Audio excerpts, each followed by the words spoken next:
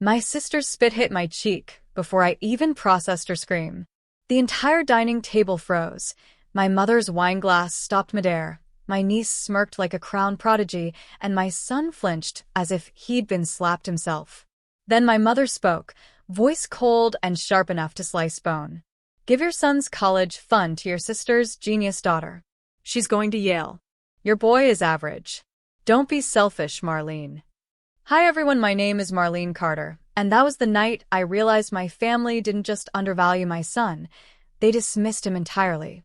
My boy, Evan, stood at the doorway clutching his backpack, the one he'd bought with months of mowing lawns. His eyes were glassy, pleading with me not to let them carve him down any further. My sister leaned forward, smug and victorious. Come on, Marlene. Don't waste money on a kid who won't get far. My mother nodded. Your niece is Yale-bound. Evan will manage. Community college is fine for kids like him. Kids like him. My jaw locked. Slowly, deliberately, I wiped my cheek.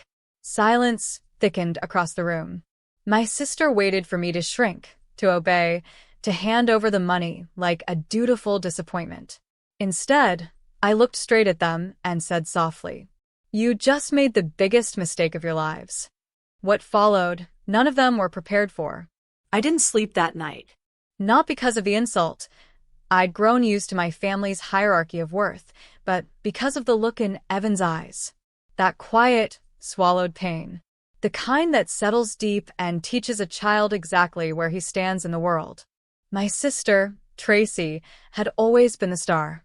Perfect grades, perfect marriage, perfect daughter, or so the family insisted. Meanwhile, I was the steady one, the one who worked 2 jobs, brought store-bought pies to holidays, and never caused trouble. They loved Tracy's ambition but relied on my compliance. Evan had been ignored since the day he was born.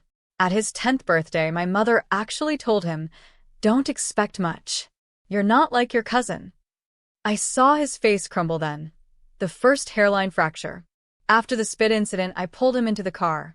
He sat stiffly, staring out the window. Mom, he whispered, am I really average?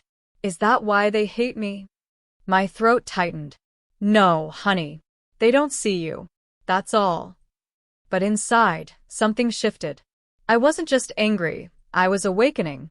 If my family thought Evan was forgettable, then I'd devote every breath to proving them wrong. The next morning, I made a decision that would quietly reshape the next 12 years, and none of them saw it coming. Evan, I said gently, we're going to build something they can't take from you. His eyes lifted, the first spark of something fierce. Evan changed after that night, not in the broken way my family expected, but in a quiet, deliberate way that told me he was storing every insult like fuel. He woke up earlier, studied harder, asked questions he never used to ask.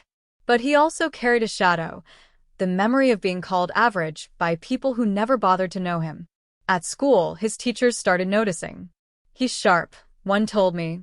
He sees patterns other kids miss. I smiled politely, but inside I felt a small, stubborn flame growing. Meanwhile, Tracy made sure the entire family heard her version of the story. Marlene is being difficult again.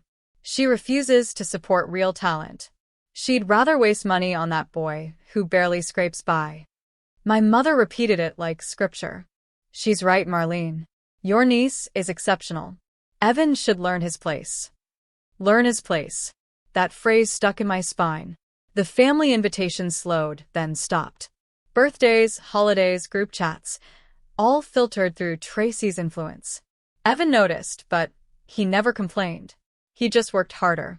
At night, I'd hear him practicing speeches, rewriting notes, whispering goals as if declaring them to the dark would make them real. One evening he said, Mom, someday they'll know exactly who I am. I believed him. What I didn't know was how spectacularly that day would arrive. The breaking point came at my mother's 70th birthday, the last family event Evan and I ever attended. We arrived with a simple gift, a framed photo of Evan winning a regional STEM award. He'd worked for months, pouring himself into a project that won first place out of nearly 200 students. He was proud. He wanted just this once for them to be proud too. But the moment we walked in, Tracy's daughter, Olivia, stood up in a shimmering Yale hoodie and announced loudly, "I got early admission. Full ride." Mom said Grandma would want to hear it from me first. The room erupted. Champagne popped. People cried. Evan and I stood in the doorway, completely invisible. My mother saw us and forced a strained smile. "Oh, you came? Well, place the gift on the side table. We're celebrating real achievements tonight." Real achievements. Evan's hand tightened around the frame. Tracy strutted over, eyes bright with superiority. "What did you bring?" "Another participation trophy." She laughed. Her daughter laughed. Others joined, unsure but eager to stay on Tracy's side. When Evan placed the frame on the table, someone nudged it. It fell, shattering across the tile. No one apologized. My son knelt silently to gather the broken glass. And in that moment, something inside him crystallized, not bitterness but resolve. He stood, straightened his shoulders, and whispered to me, "Someday, Mom, they're going to wish they'd treated us better." I had no idea just how right he was. After that birthday humiliation, something in Evan went quiet, not defeated, but sharpened. He stopped seeking their approval entirely. Instead, he redirected every ounce of himself into building a future they could never touch, never belittle, never claim credit for. He became obsessed with learning, not forced, not pressured, driven. Late nights were no longer filled with hurt, but with textbooks, online lectures, robotics kits spread across the dining table. Sometimes I'd wake at 3 a.m. and find him still working, earbuds in, muttering equations under his breath. "Evan, honey, sleep," I'd whisper. "I will, Mom. Just one more test." "I'm close." And he always was. Meanwhile, Tracy's family spiraled. Their lifestyle inflated. Their expenses exploded. Yale wasn't cheap, even with scholarships, and Olivia's arrogance made real opportunities slip through her fingers. But my family never asked about Evan, not once. To them, he had ceased to exist. Good. We were finally free to move in silence. By Evan's senior year, he had built a prototype drone system so advanced that a tech incubator accepted him before he even graduated. They offered him mentorship, funding, and a path forward, one he earned entirely on his own. When he showed me the acceptance letter, he didn't smile the way a teenager normally would.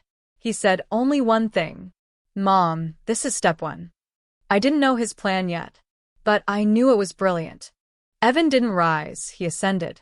Within 5 years, his drone technology evolved into a full-scale logistics solution adopted by multiple corporations. Investors called him a prodigy. Engineers twice his age asked for his guidance. His company grew so fast I could barely keep up with the newspaper articles, the interviews, the awards.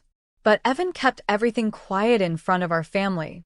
"They don't deserve updates," he'd say. "They'll see it when the time is right." Meanwhile, Tracy's world cracked.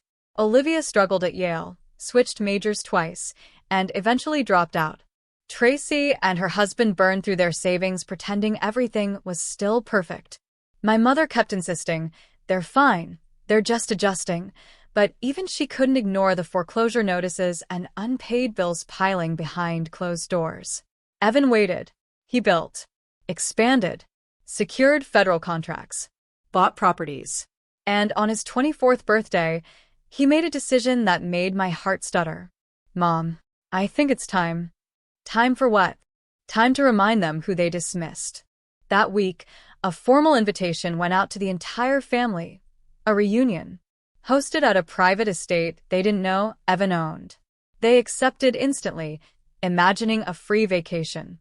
They had no idea the helicopter landing pad on that property wasn't decorative, or that Evan planned to arrive on it. What he brought with him would change everything. The reunion buzzed with forced smiles and cheap perfume. My family arrived in faded clothes they pretended were vintage. Tracy clung to a handbag that still had the price tag tucked inside. My mother scanned the estate with a hungry gaze, whispering, "Whoever owns this must be doing very well.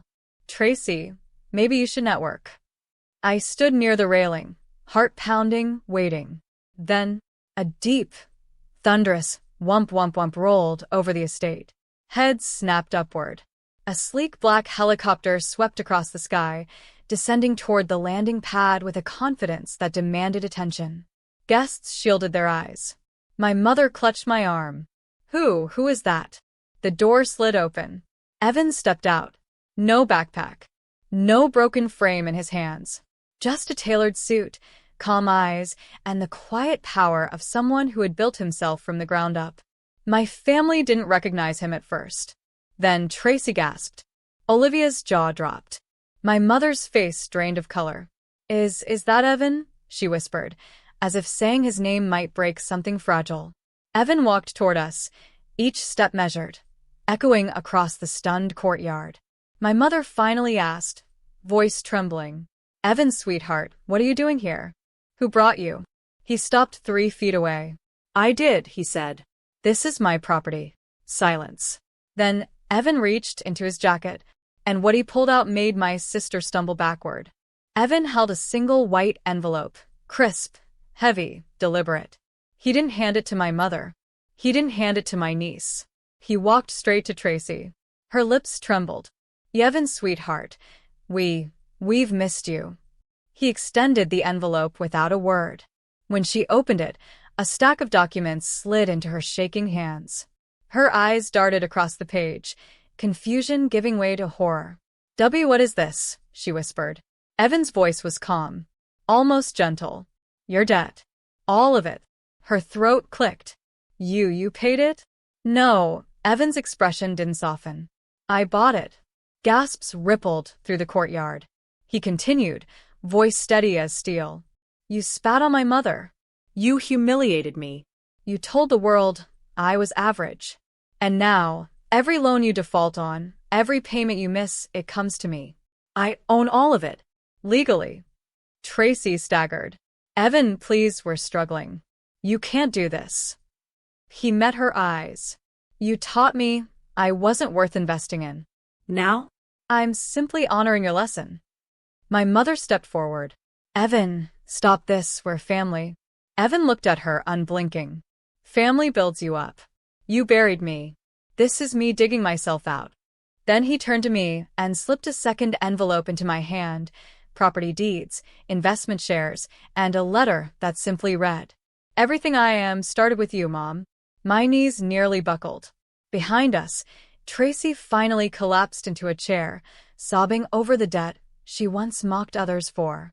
Evan looked out over the stunned faces, exhaled, and said softly, Now we're done.